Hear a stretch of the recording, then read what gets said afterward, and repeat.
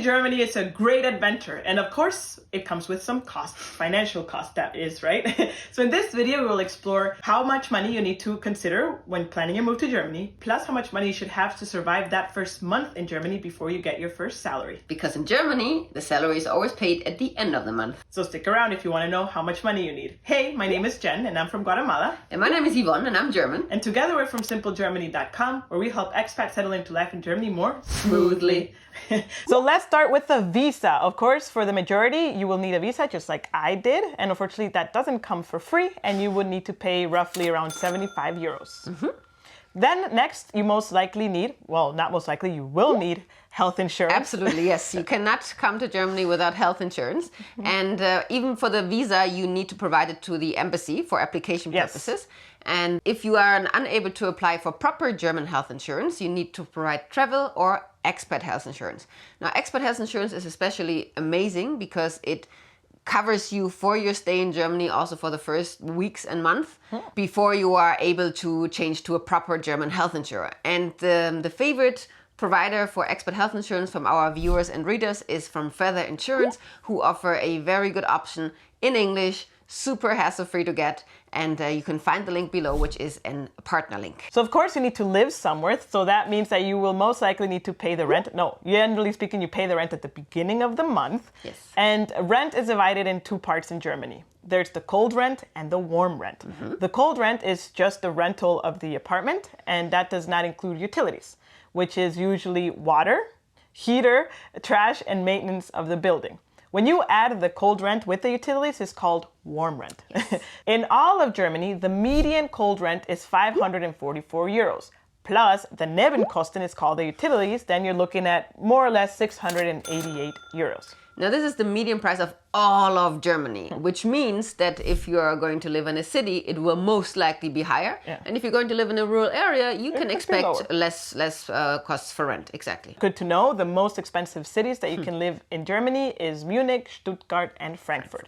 And the cheapest ones are Leipzig and Dresden. Yeah. So what else we got here? And of course, when you get your apartment, you have the famous German Kaution. Kaution means deposit, and in Germany you will need to pay deposit when renting an apartment. Now, by law, this can be the maximum of 3 times your cold rent, and it needs to be paid up front, usually before you move in. Now, depending on your landlord, that might need to be paid before you even come to Germany or upon moving in, like the first day that you actually get the keys. That depends. That depends on your contract, right? So if we take that median of 544 cold rent times 3, that would be 1,632 euros. And this is actually the cost that is most underestimated by foreigners because you don't know about it. And why would you if it's not common in your home country, right? So this is the actually most important thing that you should take out of this video, that you need to have a 4-digit number most likely available to pretty much just give away. Yeah. Just because you don't get anything back right in that moment. Not yet, yes. But there's more important things, so keep on watching. So then, of course, if you're going to use the public transportation, you most likely need your monthly pass for that month.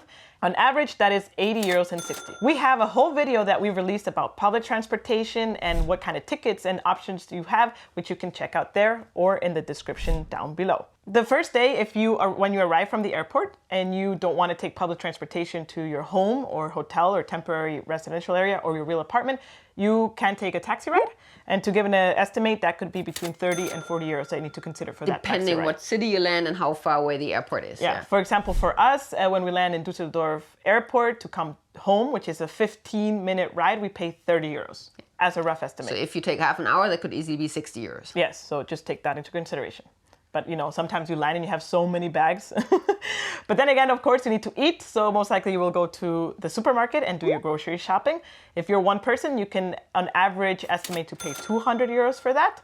We have a whole video talking about supermarkets here as well that you can check out to know which supermarket is cheaper than the others. And still good quality. If this video is helpful to you and you like to see more of this content, please like this video and make sure to subscribe to this channel. Actually, the majority of you beautiful viewers is not subscribed yet, so please support us by doing so. And if you would like to go the extra mile, you can buy us a virtual coffee on coffee.com to support us even more. Thanks for your support. Then obviously you need to consider your mobile plan, because you need to, first of all, also let everyone at home know that you arrived well, as well as you will need your mobile phone to get around Germany and use it for the apps and just to get settled in. I would mean to let your loved ones know that you arrived home. You should use the airport Wi-Fi, because you will not get your mobile plan on the same day. And they will probably want to know that you arrived on the same day. That's true. Okay, yeah. But for general connectivity, you should definitely look into getting your mobile set up for Germany.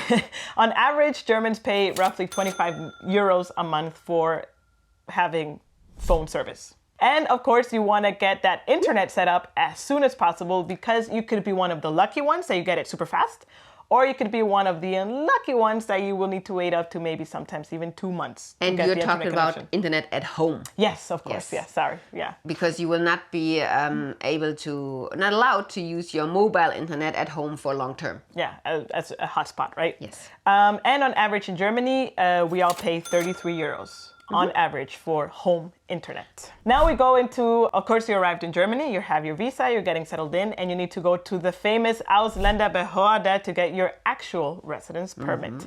And that again is not a free service, and you need to pay how much? 100 euros on average. On average, yes. And that is for a temporary residence permit or a blue card. Both are pretty much the same price. Yeah, so that's another expense that you need to definitely consider. And of course, our biggest advice is that you should get your private liability insurance as soon as possible. Don't be like me and wait years to do that. And it's really inexpensive. It is 5 euros on average a month to have yourself protected and against anything. So private liability insurance in Germany is very important, because by law, you are liable for whatever third-party damages you might cause. And like me, I thought, what third-party damages will I cause? Like, I'm sorry, but like, what? However, there are cases where accidents happen.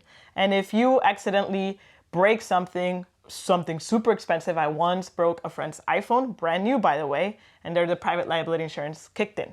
Actually, not really, because Apple replaced it, but it would have kicked it. Even more than, I mean, an iPhone, you might even be able to pay out of your own pocket. But if you cause damages to someone physically, like in a medical purpose, not because you want to, but let's say you cross the street at a red light and a bicycle is hitting you and the bicycle rider falls. Yes, for example. Then you are liable for the costs of the medical treatment, and that can easily become more expensive than you might be able to afford. Yeah, so the 5 euros are definitely worth it.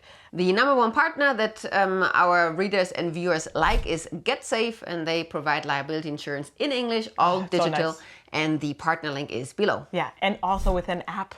When I first got liability insurance, I had like a contract, I don't know, analog days, different story. Anyways, and of course, number 12 on our list, if we're doing this correctly, then it's you need to pay your flight if you're flying here. This is very hard for us to estimate because it depends on where you're from, right? But on average, you can pay from 200 if you're close, or up to 1,500 or even more if you're super far away. Yeah. So that is not going to be part of the total cost, because that one really depends on where you're coming from. But keep in mind that that needs to be added, of course. Yeah, so if we add all of these costs, bloop, bloop, bloop, bloop, bloop, bloop, then you're looking at having in your bank account, or at least available for you, to spend 2,951 euros, without including the flight.